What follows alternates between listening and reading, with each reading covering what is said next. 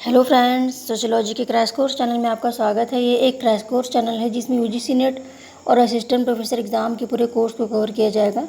तो फ्रेंड्स, मैंने आपको कुछ पर्सपेक्टिव के बारे में बताया हुआ था इंडियन सोशियोलॉजी का, ठीक है। तो इंडियन सोशियोलॉजी से रिलेटेड यदि आप ये सारे पर्सपेक्टिव को अच्छे से पढ़ लेंगे तो कोई भी ऐसा क्वेश्चन नहीं होगा जो इंडियन सोशियोलॉजी का रिलेटेड आए और आपको ना आता हो उसका आंसर, ठीक है।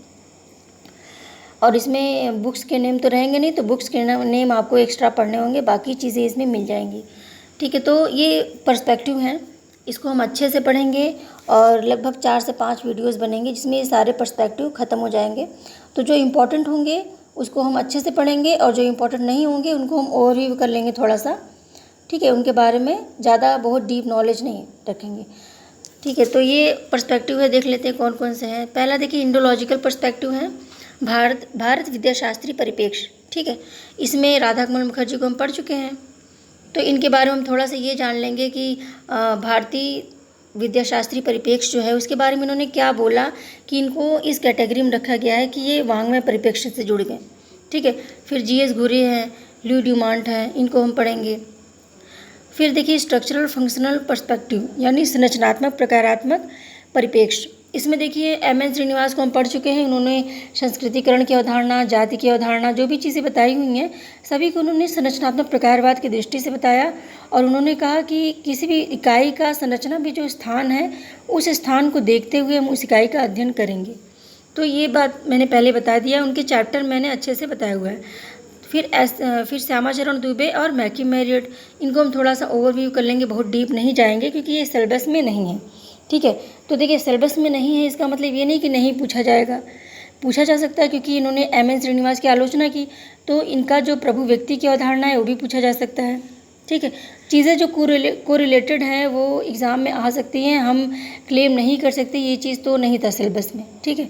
इनका जो राजनीतिक सिद्धांत की, किसी भी विचारक की राजनीतिक सिद्धांत की अवधारणा, जैसे पैरेटो को ले लीजिए, पैरेटो सिलेबस में नहीं है लेकिन राजनीतिक सिद्धांत तो है ना सिलेबस में, ठीक है। तो राजनीति से रिलेटेड जो चीज़ें हैं उनके जो सिद्धांत हैं, चक्रीय परिभ्रमण का सिद्धांत, वो पूछा जा सकता है, वो राजनीति के अंतर्गत आ गया, ठीक है। तो वहाँ हम ये नहीं कह सकते कि पैरेटो सिलेबस में नहीं, आपने पूछा कैसे, तो हम थोड़ा सा इनको देख लेंगे।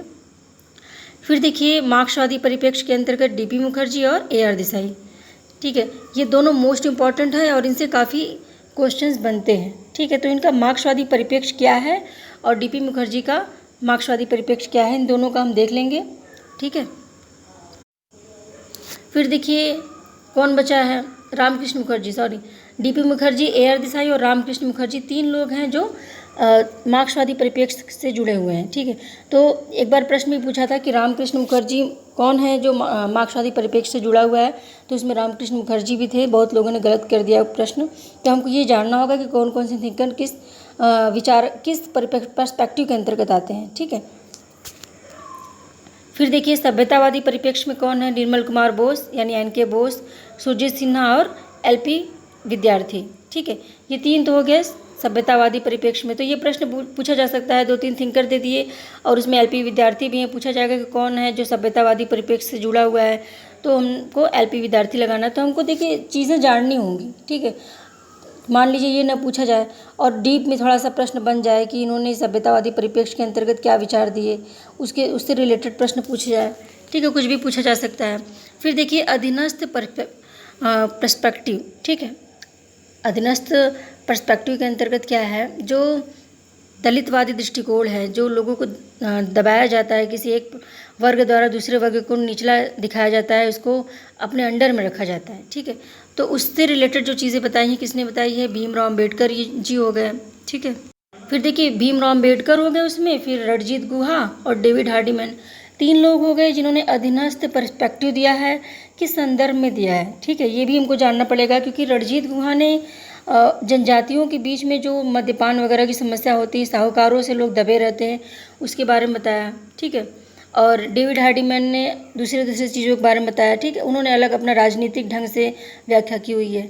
और अंबेडकर जी ने दलित दृष्टिकोण के आधार पर बोला कि दलित जो है वो अन्य जातियों के द्वारा दबी हुई है और दलित को इस तरह से उसके अधिकारों से उसको वंचित कर दिया गया है। इसके आधार पर उन्होंने अधीनस्थ परिप्रेक्ष्य को दिया हुआ है, ठीक है। फिर देखिए, कल्चरल पर्सपेक्टिव आ गया, सांस्कृतिक दृष्टिकोण में मनु एवं कौटिल्य हो गए, गांधी जी के विचार हो गए, फिर अवध किशोर शरण। तो ये बहुत इंपॉर्टेंट नहीं है, बाकी ये 4 पर्सपेक्टिव जो हैं मोस्ट इम्पॉर्टेंट है और उनसे रिलेटेड हम एक एक चीज़ें पढ़ेंगे, ठीक है। तो मुझे लगता है कि आप इंटरेस्टेड होंगे, मुझे पूरी उम्मीद है। और 4 से 5 वीडियोज़ में मैं इसको फिनिश कर दूँगी, बहुत लंबा नहीं खींचूँगी। तो यदि 4 से 5 वीडियो आपने देखे और आपने कंठस्थ कर लिया तो बिल्कुल आप लिख लीजिए कि इंडियन सोशियोलॉजी से रिलेटेड कोई भी प्रश्न आपका गलत नहीं होगा, ठीक है। ओके फ्रेंड्स, तो ये एक ओवरव्यू था कि हमको पढ़ना क्या क्या है, इस पर्सपेक्टिव के अंतर्गत क्या क्या पढ़ना है, ठीक है। और इसको हम शुरू करेंगे फिर, ठीक है।